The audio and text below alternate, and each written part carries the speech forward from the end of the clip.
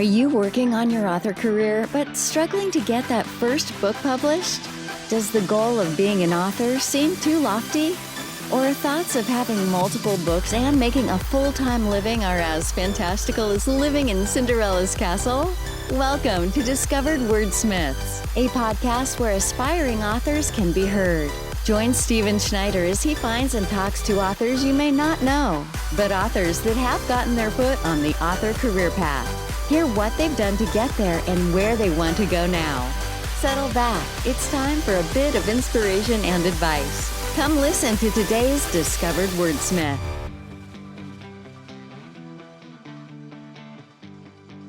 Brought to you by Mind Architecture. Building worlds for your mind. So today on Discovered Wordsmith, I want to welcome the great Jim Beard, who is the better half of the duo of Flinch Publishing. That's what I hear, at least. Jim? Oh, wow. Okay. This is starting off on the wrong foot already. Now I can never talk to John again, my partner, my publishing partner. Wow. Okay. We'll just not tell John you're on here, and then we'll. Okay. Yeah. We'll this is just between you and me. Nobody else is going to hear this. Nobody at all. Wow. Wow. Yeah. He's already supremely jealous of me. So now it's just going to be worse. Nice. Jim, tell everybody a little bit about yourself to give an intro here. Okay. I am a writer, editor, and publisher of adventure fiction and pop culture nonfiction. And then I also, whenever I can, I will write licensed fiction too. I don't do as much of that as I would like to, but so I wear several hats and do a lot of different things. And I actually have two small press self-publishing firms. And we already mentioned the one, so that's Flinch Books with John Bruening of Cleveland, Ohio, who will never speak to me again. Thank you. Oh, I'm sorry. I just broke the band up. and then Becky Books, which is just me. And actually, you mentioned the license stuff. That was the first time I met you. It was actually years ago at Pioneer Village down mid-Ohio. Yeah. You had a little table like set up behind the mill in the middle of nowhere. It's like nobody was around you. Yeah, it was a card table. Yes. And I had found out that you wrote a story for one of the Star Wars comic books I had. And I had that, brought it down to have you sign. Yeah, you're reminding me that we only see each other at Bigfoot shows. Yes. Yeah. Which is funny about it. It's just Bigfoot show. And that's kind of funny because that's not your main thing up until now. You're others. That's interesting because I have been utterly fascinated and in love with cryptids all my life from when I was a little kid and just want to be around that kind of stuff. But chose to do that because I do have a lot of like monster or supernatural related things. And that kicked it off for me. I've actually started doing some cryptid shows now and finding out that I do very well at them, that the people really seem to spark. When I bring Kolchak the Night Stalker, or I can't get it anymore. I used to have the X-files book, but unfortunately I can't get copies of that. I've got that. Yeah. I got a copy from you. And I was just, before we started recording here, I was just telling you that this last cryptid show that I was at, which I saw you there, surprise, surprise, that I got the idea that I'm finally going to do an actual Bigfoot book. That'd be great. I actually can hold that up when I'm at these shows and say, look, I have a Bigfoot book. It's not just it's Bigfoot. Yeah, I saw you asking for stories in that, and I got excited because I love reading that stuff. I actually thought of replying one, but I'm like, nah, I don't want to mix it with asking you to be on the podcast and applying to the book. I don't want to feel that. That's okay. Yeah, but I don't think I was ready for it. Listen, I mean, honestly, if this first one does well, I will certainly want to do another. In fact, I got more pitches than I had slots. Right, probably. And I had to actually turn down 4 people. Everybody turned in great pitches, which is an editor's dream. It's also a nightmare too, because then you have to weigh 2 really good ones, and you got to go. So who knows? Maybe a second volume, but I got to get this first one out first. Good. I'll look forward to it because I also mentioned to you, I'm reading the Mummy anthology from several years ago. It's been sitting on my shelf for a couple years now. So it'll always be there for you. The problem is when things are on my pile, other things get added to it. It's kind of like a trash dump that the good stuff on the bottom disappears because it's covered up. My to read pile is not that big, but John, my publishing partner, he always talks about it just grows and grows, and every once in a while he'll take one off of it and go, oh, this has been on here for years. What really sucks is we're jumping around a little bit. We'll get back to some books here in a moment, but we were talking. Is that what we're talking about? Yeah, exactly. Yeah, we're just chatting for the night. Okay. But we were talking about Pulpfest coming up, and I've mentioned that in the past. I know I'm going to walk away with books, and my son's got a list that he's looking for, and I'm like, oh man. Hey, listen. I spend almost like everything I make. I just turn right around and it goes right back to the other tables. We just spread this money around. There's really no money to be made at those places because everything you make, you just give to someone else who then gives it. And you get back what you put in at times. That's a really good point. And this goes into behind the scenes of publishing. John and I say this a lot, that while we may not be making a ton at Pulpfest, or maybe sometimes even breaking even because we have our hotel fee and we have our table fee and all of that. It's to us, it's the show of the year for what we do. And we look at it as rich, a wealth of networking, seeing what other people are doing, almost, and then touching those roots of what we do. Again, the classic stuff that we see all through there. It's so valuable in many ways. It's not just to make money. We're hoping that we're going to make some new fans there, and that will help down the road too. And then the problem comes in after you've seen the same people at a couple of these, is I've got all your books now. Yeah. And then, you know what? And that's an ongoing concern, challenge, whatever you want to call it, that the audience is not growing. And yes, we do see, but the key to that is to always have something new. Always have something new. So Flinch will have 2 new books this year that we didn't have last year. Nice. And then now for the very first time, Becky Books is going to be there. I decided, because I actually took a few with me last year, and I told John, I'll keep these under the table. So I'm not going to take over the Flinch table. But people were coming up and asking for them. So I put a few up there, and they did so well that I actually broke down and bought another table. So we're going to both be Becky Books and Flinch Books there. And with the Becky Books, I have several new books that I didn't have last year, but that is the key. If you're getting the same people, then you got to have something new. Got to have something new. Right. So let's talk about a couple of those books. Okay. You've mentioned the Western, and that's your newest one from Flinch. So tell us a little bit about that. And I know you do a lot of like short story anthologies in that. So if you got any others to bring up for people that are listening that would be interested in that, tell us a little bit about them. Cool. So at the time of this recording, 1 week ago, John and I published 6 Gun Legends, and it's 10 rounds of Wild West action is the subtitle. This is our very first foray into Western fiction. This was spearheaded by John. He's a big Western fan. Somewhat more recently that he's gotten into it, but he said to me, I really want to do a Western anthology. Now, what we do at Flinch is that we do usually once a year, we do one anthology, and we do one like of our own novels. So we've been alternating. He puts out Midnight Guardian and I have Sgt Janus, but we always do a fiction anthology. So this year it's the Western anthology. And I got to tell you, I'm proud of every book that we put out, but this one is just incredible. The lineup of writers that we got in it. We got a couple of if you'll pardon the pun, big guns of modern Western fiction. Terrence McCauley and Jeffrey J. Marriott, who, if you don't know their names, I don't know them up, and they're at the forefront of the modern writers who are doing Western fiction right now. We can't believe they said yes, but they seemed very excited to be part of it. And it's all brand new stories in this book. And there's a couple of us who we're all professional writers in this book, but a couple of us have never written Westerns before. And I'm one of them. Now, this is funny. John is almost one of them, but about a month previous, about a month ago, another publisher, a friend of ours, Charles Milhouse, at Stormgate Press, he put out a Western anthology, and John is in that.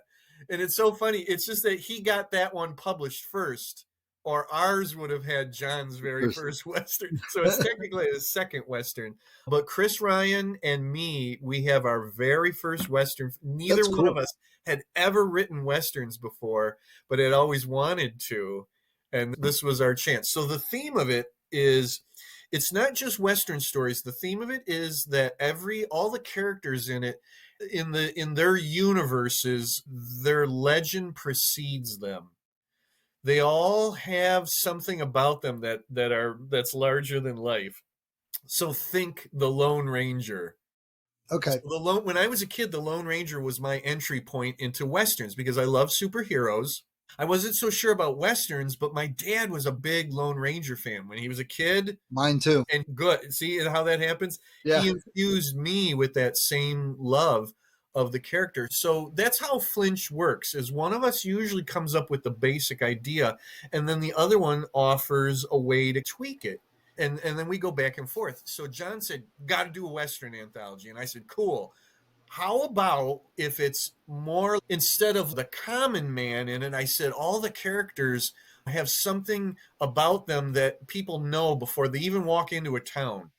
They have a name for themselves. They have a gimmick, anything like this. They have a legend. And he said, yes, let's do that. So and it doesn't necessarily have to be a gunfighter, right? It yeah. could be so this book has gunfighters or assassins. It's not just heroes. There's some real shady characters in this, but again, they have a shtick, they have a name, they this, that, and the other thing.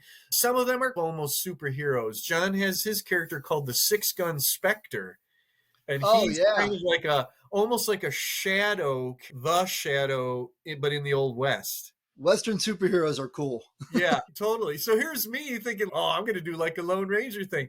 And then I don't know how it happened, but I did a husband and wife duo called Mr. and Mrs. Smith and Wesson.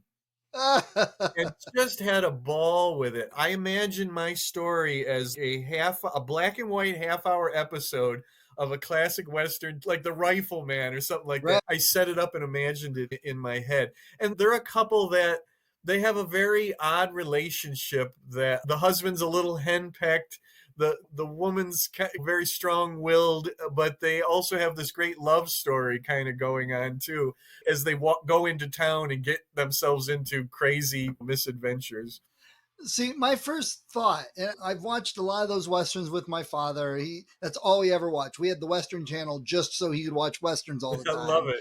And my first thought actually was like a Maverick character, the card ace guy, and some heist, or he gets himself in trouble and it's a comedy thing. That was my first thought, which is weird because normally I'm an action guy, but we got that type of character in nice. The book. So all those wonderful types of Western characters, they're all represented here. And like I said, some are more sterling than others, and some have way more shades of gray than others.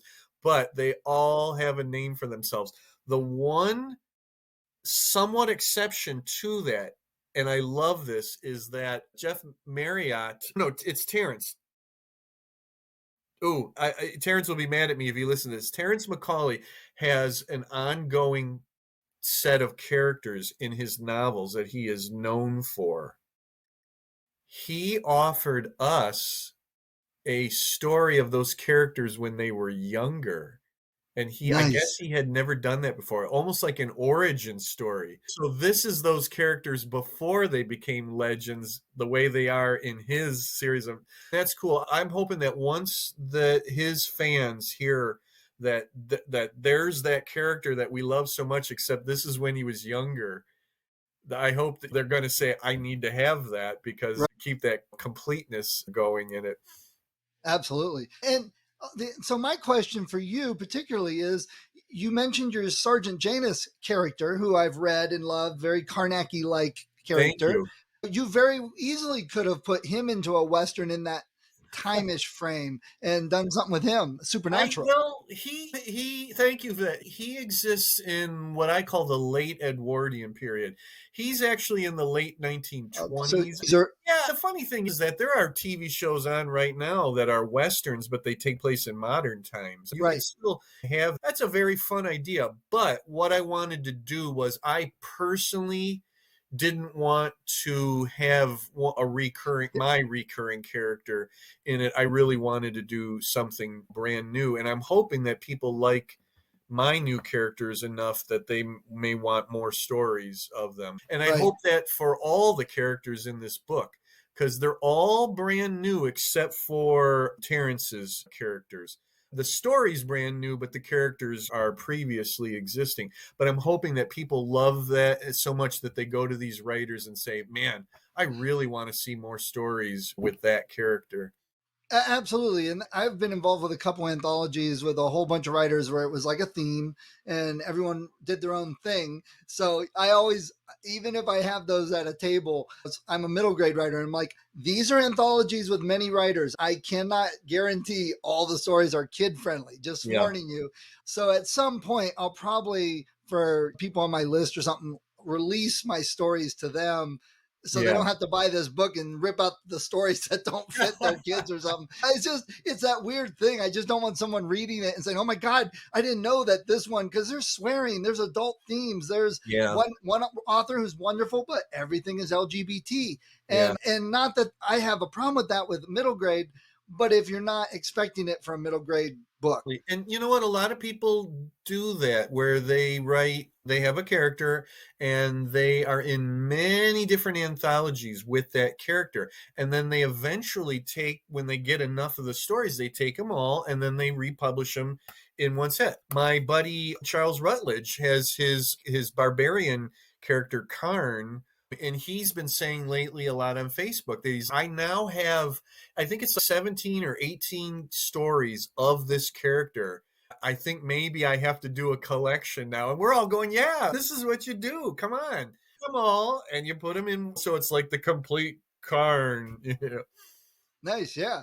Tell everybody a little bit about Sgt Janus. We've mentioned him, and he's one of your big characters. You've got a couple books by him. So, and right behind you, we were talking about your posters, and you're talking about the cryptid stuff. So you're in that supernatural, paranormal monster world. You've done X-Files and Kolchak, and Sgt Janus is your own character that fits that. Give everybody a little bit about that. Sure. And you said it earlier when you mentioned Carnacki. Carnacki was created by William Hope Hodgson in the 19s. And when I first read those 9 adventures, there's only 9 stories of them. Hodgson was killed during World War I before he could write any more. I absolutely fell in love with it. Now, I've always loved the idea of the occult detective. It's a subcategory of detectives. It's like Sherlock Holmes, but with ghosts and supernatural things. And I've always loved that idea. And I was really inspired by not only that, but then Carnacki also appears in Alan Moore's League of Extraordinary Gentlemen comics. Yes. So I think I actually Alan Moore told me about Carnacki, and then I said, I have to go and find the original stories. And then I read all that, and I said, I just want this. I want this for myself. So Sgt Janus grew out of that. He is a spirit breaker, but basically a ghost hunter who operates in the 1920s. And the twist is that all of his stories are epistolary. Yeah. Meaning, and it's okay if you don't know out there, if you don't know what that means, that the stories are told through letters, journals, other type of writings, all first person. And that's the twist here, is that in the first book, Sgt Janus Spirit Breaker, we learn that the sergeant, he does not write up his own cases once they're done, like for his own files. He asks his clients to do that. And what we get is it's 8 cases in the first book, and we get 8 different points of view on the same guy.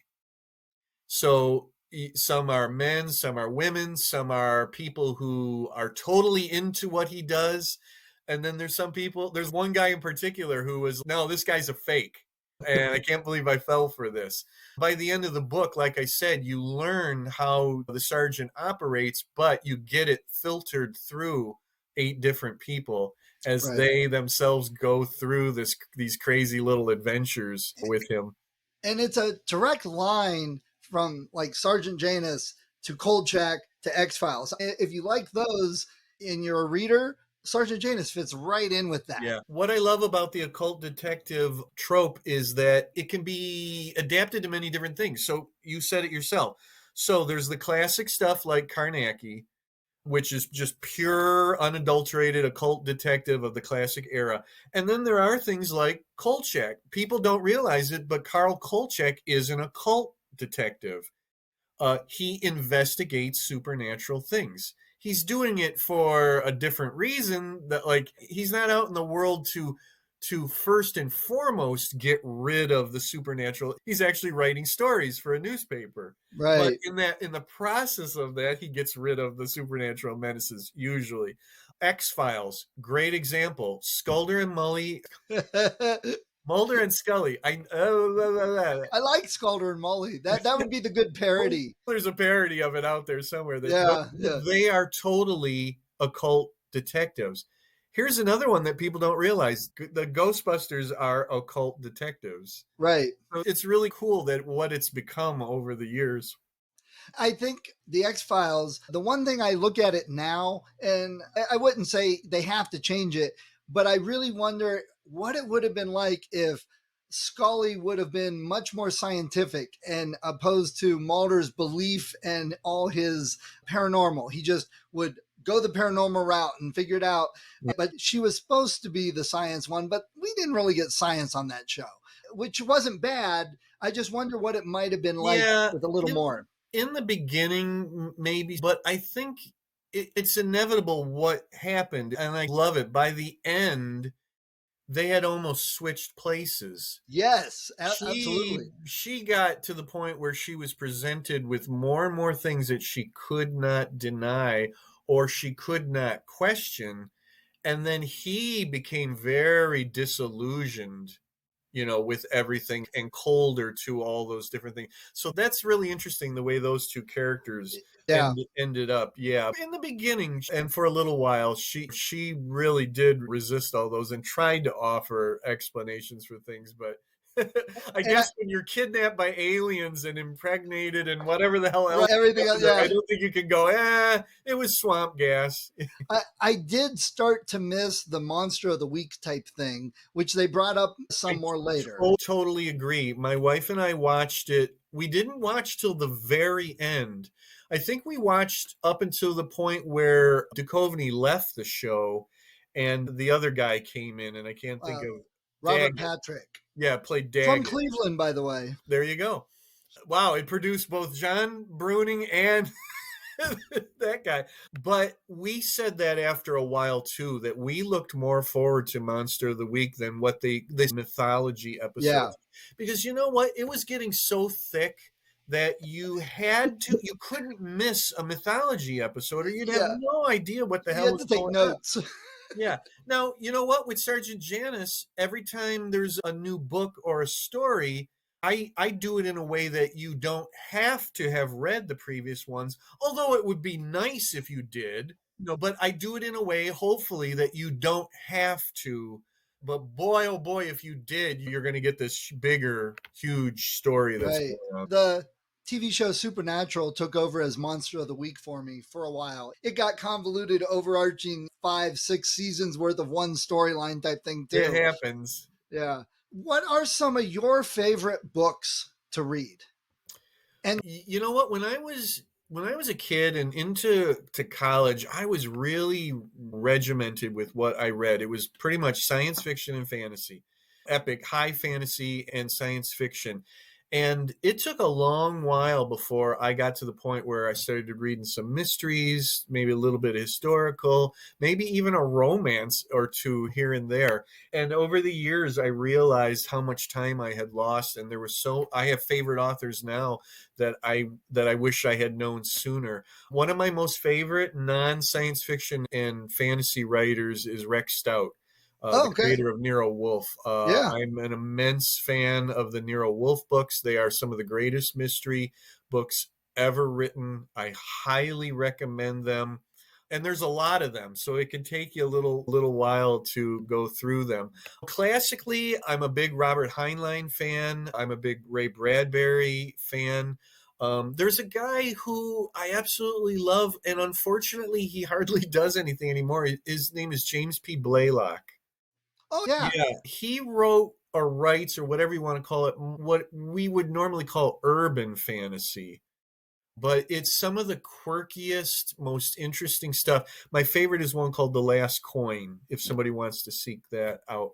Other than that, there's a book that I absolutely love called The High House, and it's actually part of it's 3 books, and that's James Stoddard who writes those. It's a fantasy world, but unlike anything really that's out there. It's basically set in a house that is so big that it contains many lands inside of the house. And Wow. it's actually said that the house controls the workings of the universe. So there's clock towers, and there's a guy that goes and winds the clocks regularly. But if he doesn't, he says that time itself will run down and stop if he doesn't keep the clocks wound. There's so many different. I love these books to death. It's called the Evanmere series, Nmere. They're by James Stoddard. There's 3 of them. He's got a couple of short stories floating around out there of the same universe, but highly recommend those books, as well as Rex Stout and then James P. Blaylock. More of his earlier stuff. What he does now is he has like a sort of an occult detective character, and I'm not so fond of those as I am of his individual novels. I'll put some links in the show notes for the episode. That'd be cool. You're actually the second person to mention the Nero Wolfe stuff, like in the last 2 months. Oh, is that right? And nobody had mentioned him before that. So that's weird. It's one of those series that you don't, and people, I'm not the only one who've said this. Lots of people say this. You don't read them for the plots. You read them for the interaction between the 2 characters. It's Nero Wolfe, the detective, and his assistant is Archie Goodwin. And you really read it for Archie narrates the adventures. And he's almost like this sort of stereotypical gumshoe type of character, but in some ways he's not. He gets very frustrated with his boss because the whole thing with Nero Wolfe is that he won't leave his home. So Archie is his eyes and ears and feet and hands going out. But Nero's a very corpulent individual who likes to just sit home, and he likes his food. He raises orchids up in the attic room of his home, and he only works when he absolutely has to. And Archie just gets so frustrated with the guy. They're wonderful novels. Just, I can't recommend them enough. Oh, I'm going to have to pick up a copy because I've not read that. So I always love finding out things that I should be reading. Not that there's enough of that already. He wrote them from I think the first one is actually in the late 30s, and he wrote them all the way up to the beginning of the 1970s. Wow. Okay. But he does an interesting thing is that they get to the point where they're almost timeless. Like there's topical references every once in a while, but he begins to detach from actual time, where you don't have to worry about, oh my God, these 2 guys would be how old? These stories have been going on for decades. You don't worry about that because they don't age at Like the all. Peanuts. Yeah. Yeah, exactly. I mean, there are those classic type of characters that have been around for a while and they can't age. Okay. All right. So up in Toledo, do you have a bookstore you like to go visit? I hate to say that, but I don't go to bookstores anymore. It's a real shame. We have 1 or 2 Barnes and Noble, and every once in a blue moon I'll go to them. We have a Books A Million, but it's way out on the other side of town, so I don't ever get out there. There is one independent bookstore in our area. It's in Perrysburg, which is to the south of Toledo, called Gathering Volumes.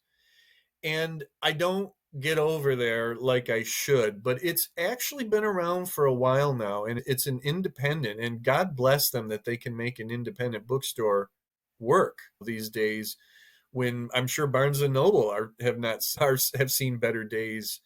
But I tend to buy my books off of Amazon. I'm sorry. Yeah, I know. That's what a lot of people are saying. Yeah. But I like to try and, me and my kids, whenever we used to go on vacation, we'd always find a bookstore and go to a bookstore. Yeah. And one of our favorite stories was actually in Toledo. We were looking around like what's close, and we found one that wasn't just books. It was an eclectic mix. It had DVDs and anime and collectibles and stuff. I'm like, let's go check it out. And it was the weirdest experience. I don't remember the name, and I doubt it's still there. Okay. It was this old couple. They were like 80 years old in this rundown strip mall, this narrow little store.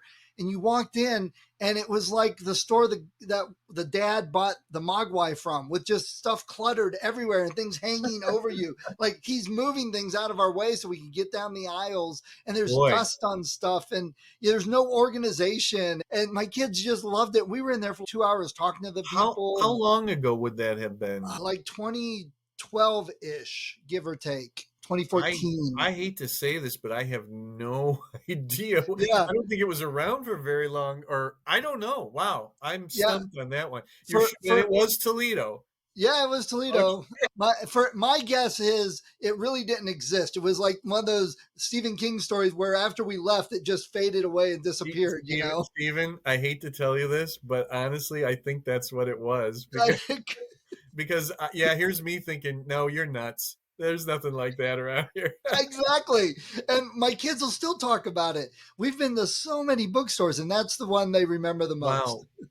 You know what? I'm also getting very jealous, too, because I would have liked it.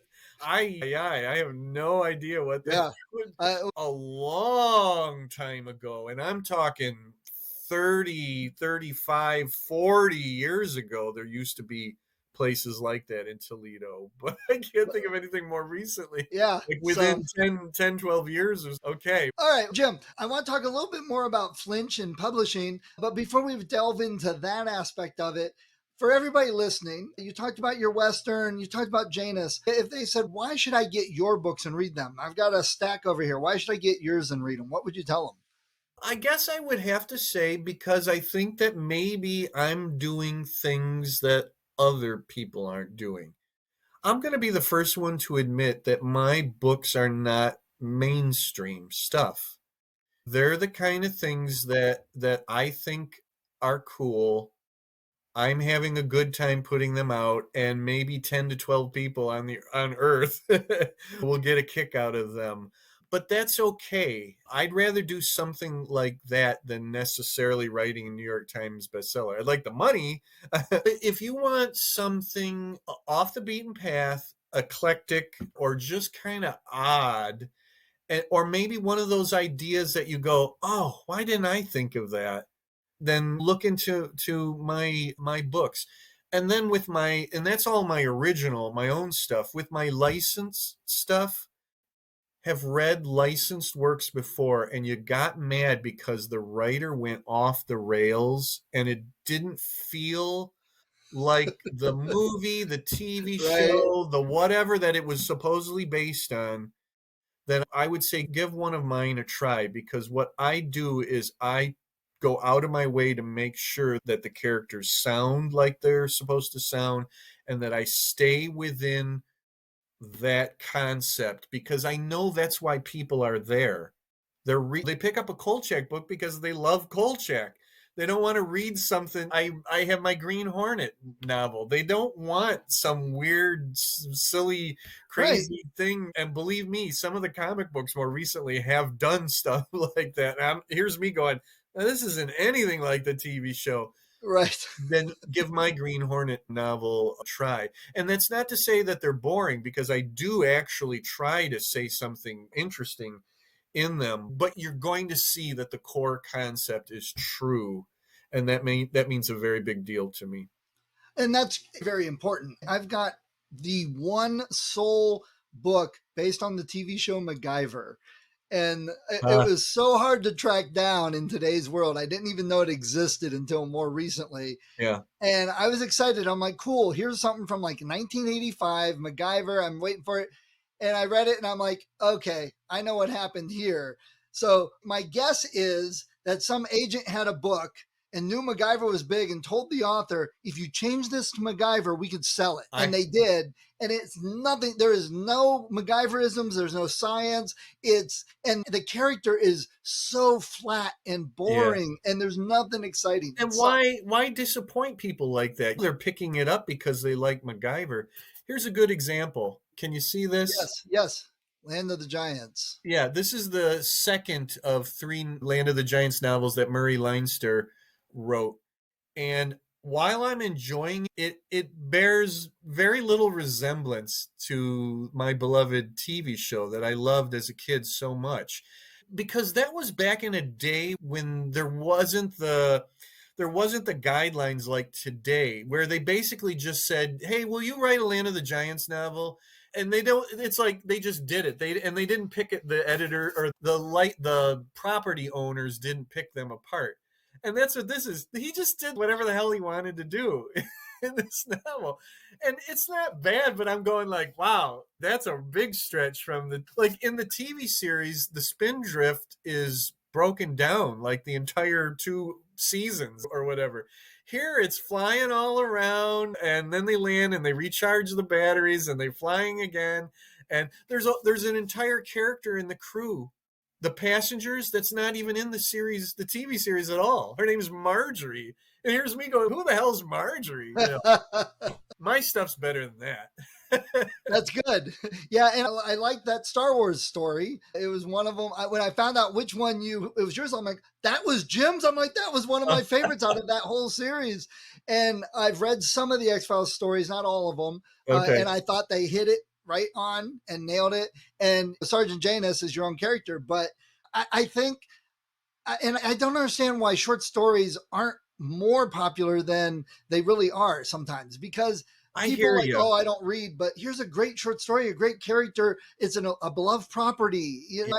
I hear you. It's weird when I started writing. Oh, as a reader, I did not prefer short stories. I preferred novels. As a writer, I have found that I prefer writing short stories to novels. You have to use you use a different muscle when you're writing a short story as opposed to a novel. And I can see why some people don't feel that short stories matter. And I feel that's that same way in comic books. When you get one of the bigger special annuals or one of the other things, you get a bunch of stories in it, and you can tell that they're all just pretty much filler. They don't seem to matter with the character. Right. And I think that's the perception with some readers. But there's a lot of readers who really appreciate the art of the short story. I have learned as a reader to appreciate the art of the short story. And I got to tell you, who did that for me is pretty much Ray Bradbury. Because makes sense. He has a few novels, but honestly, the guy was a master of the short story. Yes. He was the king of short stories. But I get it. When you have fantasy novels these days that are like phone books, people will look at a short story and go, I need to have a novel this big. And I will say about Bradbury, his novels aren't necessarily the easiest read. They're definitely their own little style quite often. Yeah, that is true for the most part. I prefer The Martian Chronicles is not a novel, but the stories are all linked, and you can almost call it one big novel. Right. The Sgt Janus books are like that, where it looks like it's individual stories, but the trick is when you start reading them, you realize that they're linked and that they form this overarching story. I learned that from the master, Ray Bradbury. One of my earlier projects that's backburnered right now that I want to revive is kind of what you were saying with Janus. It's short stories, but trying to bring out these characters in a lot of action sequences. It's for kids. The goal was something boys would want to read. This is only 6 pages and it's pure action. But then I'm trying to get a whole story out. It's a back burner project because it was more than I could handle at the time. Bring it to the front and turn up the heat. Because my other stuff I'm working on is I'm very excited about. So that's what I'm. Okay. So there's a good segue into for Flinch. You guys are publishing, and now you don't publish like a million other authors. It's your ideas, your stuff. You may do anthologies, but you're not like getting novels from 10 different authors every year. Right. That's not where we're at. Yeah. How do you guys decide what you want to do with your limited time? It's so far it hasn't been so bad. Sometimes we actually have more ideas than we can do. We're a 2-man operation. We both have full-time jobs. We publish literally 1 to 2 books a year. And that is so that we can focus on making this one book the very best thing it can possibly be. We have set out to have some of the best writers, the best stories, the best editing, and this is hugely important to us, some of the best covers. All those things are so important to us. And if we did 10 books a year, we would not be, something would get sacrificed somewhere. We are very happy. We just published our 13th book. I think we've been going for 8 years now, if I'm not mistaken. And we only just published, the Six Gun Legends is our 13th book. And so right now it's anthologies and then basically our vanity characters. It's the home of Sgt Janus and John's The Midnight Guardian. I don't foresee that changing in the future. We have been approached by some writers to say, would you be interested in my novel? And we're at a point where we just want to do our own things. And I don't see anything wrong with that. If we do a full novel of somebody else, it's still probably going to be our character in one way or another. We have a book, an anthology called Quest for the Space Gods, which is the Chronicles of Conrad von Honig. We would very much like to have a full novel done of the Conrad von Honig character. So I can foresee something like that. But writers can still approach us because we'll want to expand our stable, if you will. And I'm sorry, I don't mean to make you sound like horses out there, but I don't know what else to call it. Right. And people have come up to us at Pulpfest or where else and said, boy, I'd really like to write for you guys. And number one, that's the hugest compliment anybody could pay us. We must be doing something right if somebody comes up and says, wow, I want to be published by you guys. So like I said, that's where we're at right now. I don't really foresee that changing. We really love coming up with anthology ideas. And so many of them we've come up with at Pulpfest. And in fact, this year, in just a couple of weeks at Pulpfest, on our mission, on our agenda, because we consider that a 3 or 4 day Flinch meeting is what that show really is. Because we just talk about what we're going to do. We will most likely talk about and figure out what our next anthology is going to be for next year. Yeah, shows and stuff like that, when you have someone sitting next to you, is a good brainstorming session. Yeah. We have a car ride because I drive to Cleveland, and then we take his car from Cleveland to Pittsburgh. We have a car ride, and we have to sit next to each other for 3 or 4 days. So we get some Flinch business done. Nice, yeah. And you also had a book, Airship 27, The Airship Hunters, if I remember right. That was published by Meteor House. Okay. I know, yeah. It's a funny little thing because Airship 27 is who I was first published through.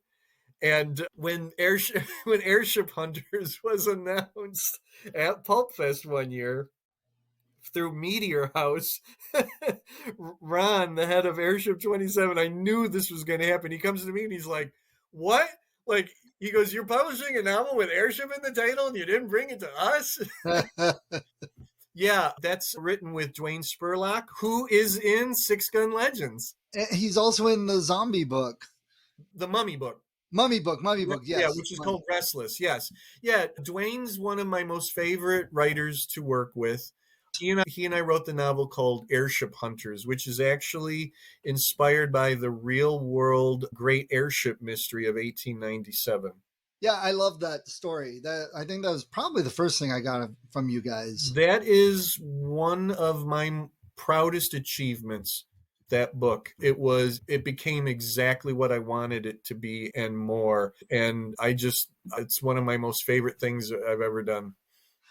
Thinking from the publisher aspect, what are some things that have been difficult or things you've learned that you've had to figure out and do differently as opposed to just an author writing one book? One thing I've learned is that you can have so many levels of proofing and editing and you still get typos. It's maddening how many levels we put it through, both of us, and we put it through like in Word, Microsoft Word, we put it through editor, we put it through Google Docs, and it's finding all these things, and we're like, and then we go back and and then we put it back through. Every writer gets their last chance to go over it, and they still find more. That's maddening. But what I have to say is John and I believe that we still come out to have some of the best edited books out there. It's never going to be perfect. I'm laughing. You wouldn't believe how many typos is in this thing. 3 different times it says Dan said, and it's supposed to be Steve said. 3 different times. So that's definitely one thing I learned, is not to beat ourselves over the head about that, to do the very best we can do. And it's going to happen. Stuff is just going to get through. And it happens to the big guys and it happens to the little guys. I've always been of the mind, though. I don't understand the people that say, oh, this book sucked. I found one missing apostrophe and a comma in the wrong place, 1 star. And I'm like, hold on. Did you buy this book so you can find grammar errors to complain about? Or did you buy it to enjoy the story? Yeah. Because if the comma missing and the apostrophe in the wrong spot or something, if that drew you out of the story so much, then the author really wasn't making a good story.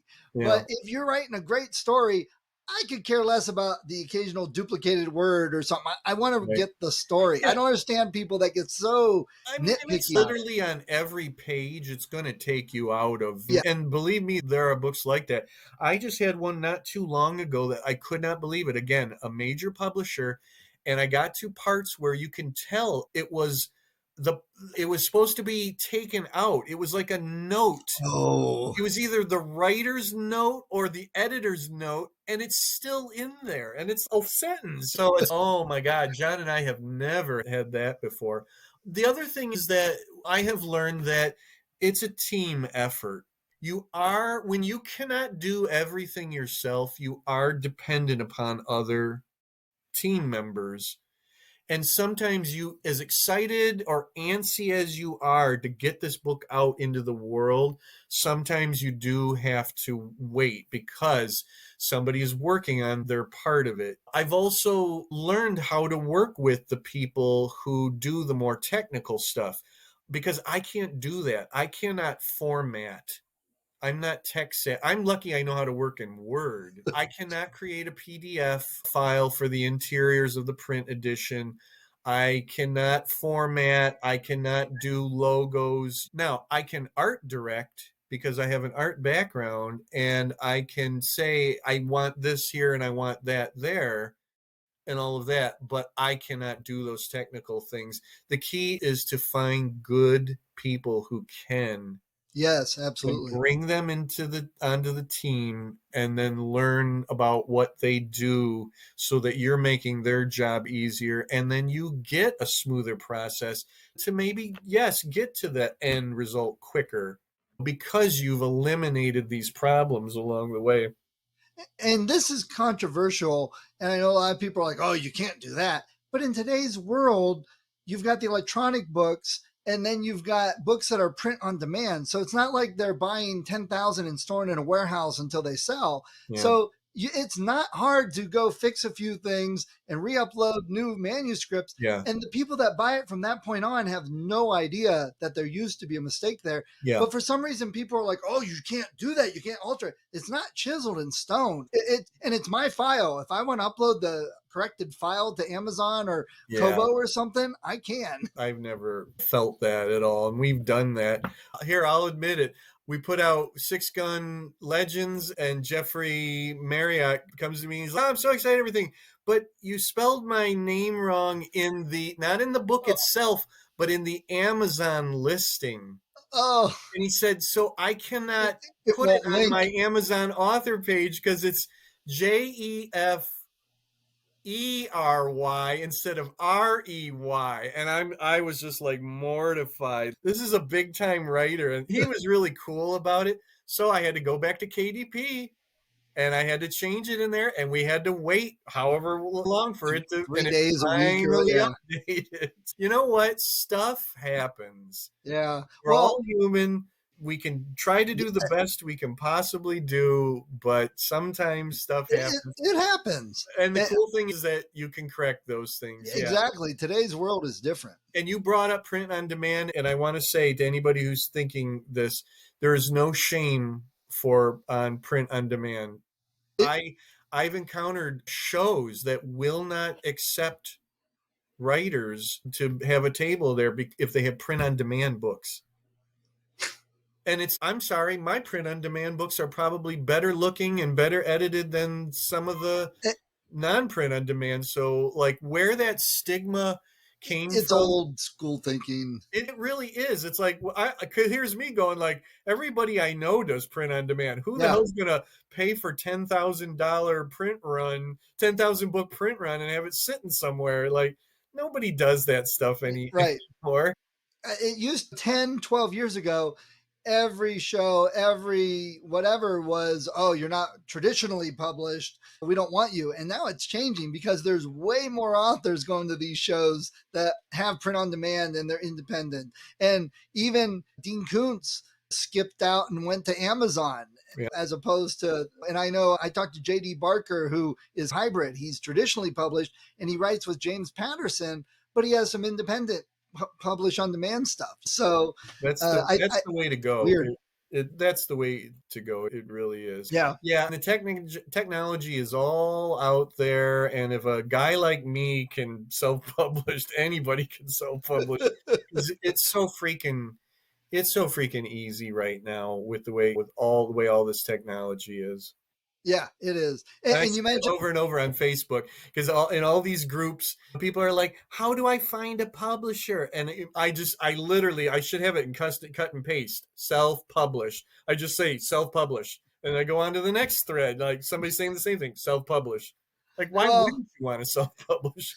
So two things there. You mentioned the name wrong linking in Amazon. I got on my Goodreads profile page and there was a picture book that popped up saying it was mine. That I'm like, that's not mine. There's a new author lady that has the same publishing name that I do. And I'm like, are you kidding me? Couldn't she have looked before she did this? Yeah, there's a couple that happens on Goodreads when I put in my name. There's a couple books by other people with my name, but it's interesting because they're absolutely nothing even remotely like the stuff that I do. So no one's ever going to think that that's me. But thank God there's a very well-known musician with my name. He's like a keyboard player and he's been around for a million, and he actually has jimbeard.com but again, no one's ever going to mistake me for me.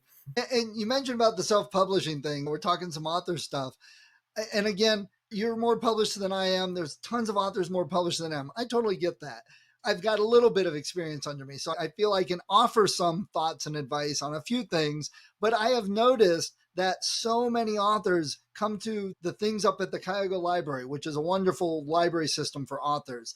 And they come to these roundtables. They come to the conference and they're like, last month I decided I want to be a writer and I've been working on an outline. So my question is, how do I publish to Amazon? And should I finish your damn book first. This is not something to worry about right now.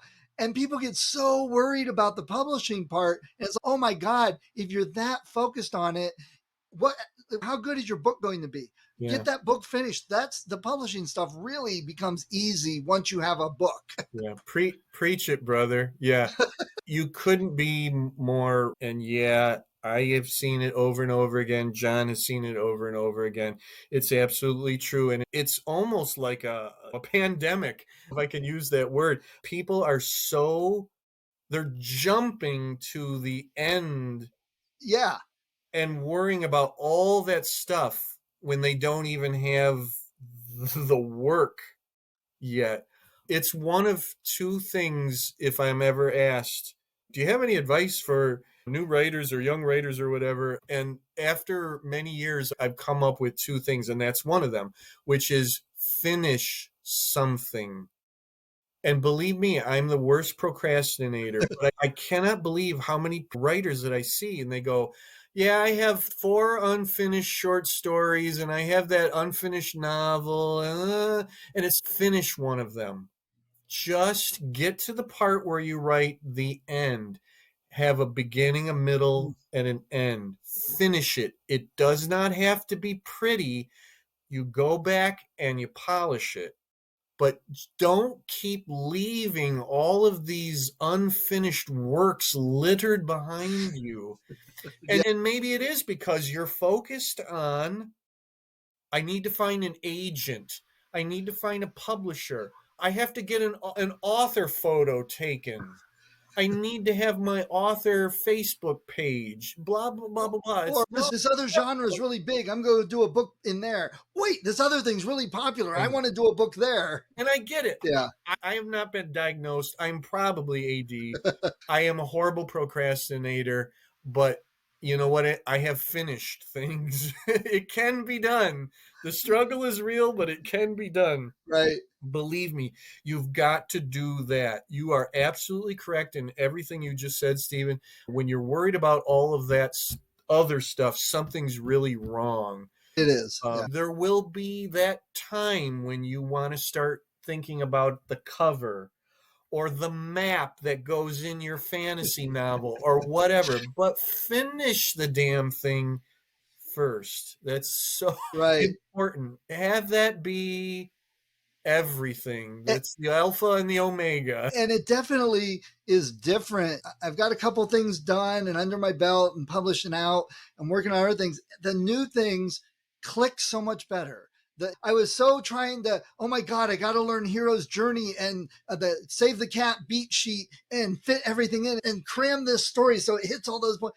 Yeah. And what was the problem? And I'm listening to this podcast and I've got 300 books, craft books that I'm reading. And I realized what the problem was. I had no reference for any of it. Until I start writing, and I had a couple books and a couple short stories and all of that done and ready to go, that the learning, the craft made sense. I needed that reference for it to make sense to actually get better. That was the important part. I'm not a big proponent for how to write books and how to write seminars and things like that. I greatly respect the people who write those books and do those seminars and the people who read those books and go to those seminars. It's not for me. I learned by doing. Absolutely. And I fell down and I broke my nose a couple of times or whatever, but I'm not that big on taking all that time to listen to someone else telling me how to write when writing is such an individual thing. Yes, there are nuggets of wisdom out there. I get that, especially the people who say just right. So I like those people. Just right. That's what you got to do. But when you're spending that much time on the preamble or whatever, I got to tell you, just write. Again, it doesn't have to be pretty. Write something, get it done, then go back and then make it better. Right. But just focus on getting to writing those words, the end, and make that your mission. Yeah, totally agree with you. And that's something I've had to learn myself over the last couple of years writing is my writing isn't getting better except by writing and writing the next thing and more. And the more I've written, the more everything makes sense. And people are like, oh, I haven't had the muse. And I'm like, every big name writer says it's my job. I have to sit down and write. And when you do that, you actually can get things done. And people that are like, oh, it's just I had this other idea, or or I was reading this book, or I had this conference, and but did you learn anything that you're applying? Yeah. I just totally realized I've learned way more by writing and writing more than I have anywhere else. And it makes a lot more sense now. I tell you, if, someone out there, if you want to read something that might help you, is read novels or short stories or whatever. I think you're going to learn more from that than reading a book about how to write a novel and a short story. I think read your favorite writers, figure out, and then dissect it, figure out get to the end of whatever and go, now, why did I like that so much? And take it apart. Now, that doesn't mean you want to ape those people, but you might actually learn more from that rather than read a Stephen King book, not necessarily Stephen King's book on how to writing. Yeah. Although I have a lot of friends who love that book, and so I've got to be careful what I'm saying. And to add on to that, what I've said also is don't just read and then go back and try and write something. Have stuff you've written, because then your brain can refer to that as you're learning and the structure. And I read all the time and I'm like, oh, I see what he's doing there and how he wrote this emotion or the way he's describing this. And that makes sense for something I was struggling with. And I could go back and now mimic that and learn. And that's the way to do it effectively. There's a second part to this. And if you don't mind, I want to say what my second piece of advice is. Yeah, I'm sorry. Yes, I'm sorry. No, because it is a continuation of what we're just saying here. So you got to the end. You have this thing, but you're not sure what you have. So you want somebody to read it. You want another human being to read it. Here is my advice, especially for those first-time writers, those younger writers, the newbies among us. Do not have your mother read it. And you can take your mother and fill in also your father, your sister, your brother, your aunt, your very best, your BFF. Don't do that, because those people are going to F you up. 100% agree. This is called tough love. Please. They are not going to tell you what you need to know. They are, God love them. They're not going to lie to you. Hopefully they're not going to lie to you. Maybe they are. Maybe they're going to purposefully lie to you, which is not a good thing either. But they're not going to give you the honesty that you need. You need to almost find a stranger who will read something, because your mother, what's going to happen is your mother's going to tell you that you're the greatest writer since Hemingway, Tolstoy, I don't know, whoever the hell else, Rex Stout. Yes. And and then what's going to happen is you're going to go out and you're going to publish something that is utter crap, and you're going to embarrass yourself. This sounds harsh, but somebody has to say it. You can't do that. You have to publish when you're ready to be published. You have to learn and you have to get better. And those people who are very close to you, who love you dearly, are not really going to be the ones to help you do that. Unless your dad's like an English professor and he's a very hard, cold guy, and it doesn't matter if you're his daughter or son and he's going to lay it on the line, then okay. But that's really what you need. You need somebody who's going to give you the tough love, and they're going to say, yes, that wasn't bad, but it's kind of clunky, or I didn't really care for that. And you know what? It's not going to be easy to hear. What you want to hear is your mom saying, oh my God, sweetie, that is the greatest. Oh, I love that. I can't wait to tell my I was going to say bridge club, but I don't think anybody plays bridge anymore. See how old I am? But seriously, folks, you got to find somebody who will give you honesty when you have them read your stuff. And I have yet to see anybody who gives it to their sister who they're so close to, because all they're going to do is they're going to lavish you with praise. And then you know what? And then we're going to have that many more horrible, crappy things being self-published on Amazon, because this happens in the music industry, and I see it all the time. All these shows on TV with these singers, you can tell that more than half of them are up there because somebody in their family told them how good they are, instead of telling them, you really need to work on your singing. Should you take a few lessons or whatever? And it's the same thing with writing. It's the exact same thing with writing. Agreed. Yeah. It might even be a challenge to find somebody who can offer you, like, I can't do it because I'm at a point where I shouldn't really be writing or reading unpublished stuff, because I don't ever want someone to come back around and say, you stole my idea. It's not a good idea. So it could be a challenge, but mom might not be the best person to go to. I've told a few people that have read my stuff, I said, look, if you want to give me some feedback, that's great. But if you truly love me, you'll give me constructive criticism and tell me what you don't like. Because if you think you're being nice and don't want to hurt my feelings, it's going to be 10 times worse if I publish it and it's a load of crap. Yeah. And then you start getting those 1-star reviews, and they say, reads like a book that somebody gave their mom to read, instead of listening to somebody who actually had talent. The first thing I did write, which is hidden somewhere, I don't know if I'm going to bring it back out at some point, but my mother got mad at me for it, because it was basically a kind of X-Men superhero origin story. And she was a foster child. So, the foster parents had to die to push her into that world. And they did. They got killed, and she got mad at me. And why did you have to kill the parents? And on, because it would have sucked if I didn't. Hey, at least she didn't say, oh, sweetie, it's so good. At least she was being honest with you. She was trying to point out that there would be other people out there in the world who might not be that happy when those parents died. Right. Once it got back from the editor and there was 20 pages of red line notes, and I literally pulled out 35,000 words, it was time to put that away for a while and take what I learned and move on. Smart guy. Yeah.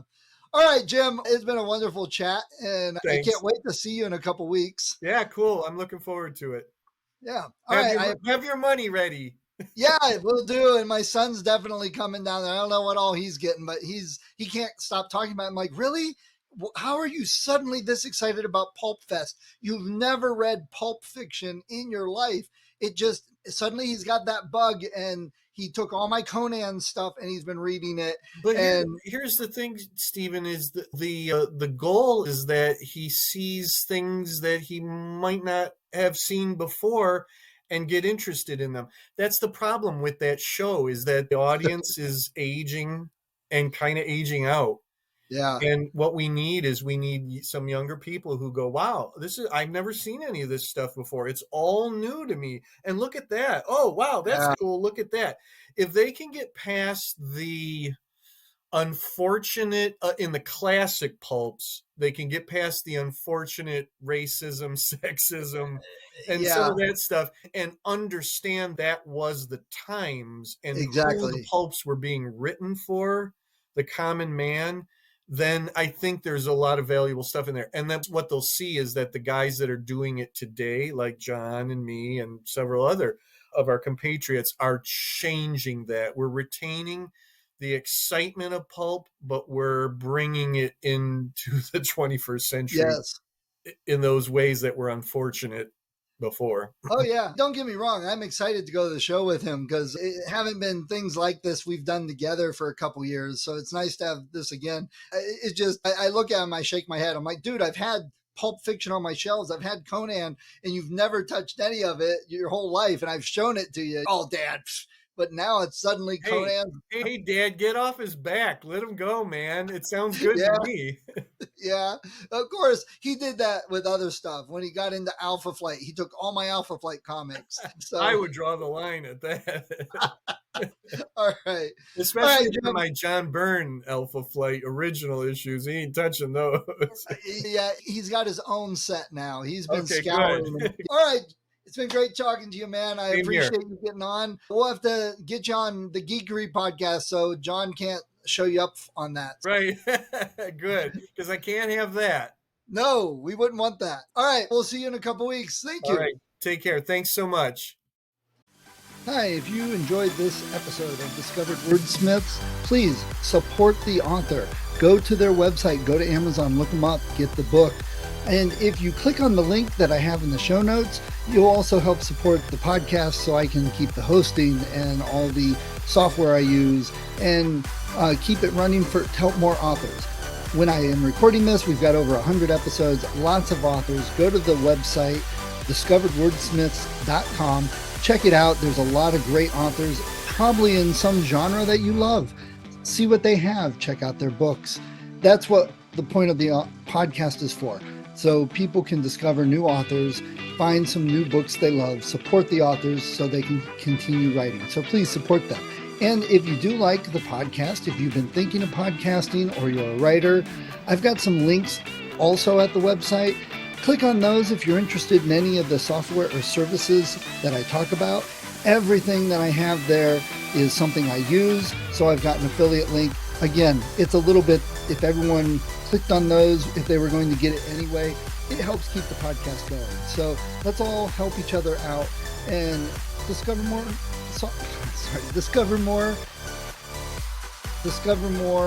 authors to read.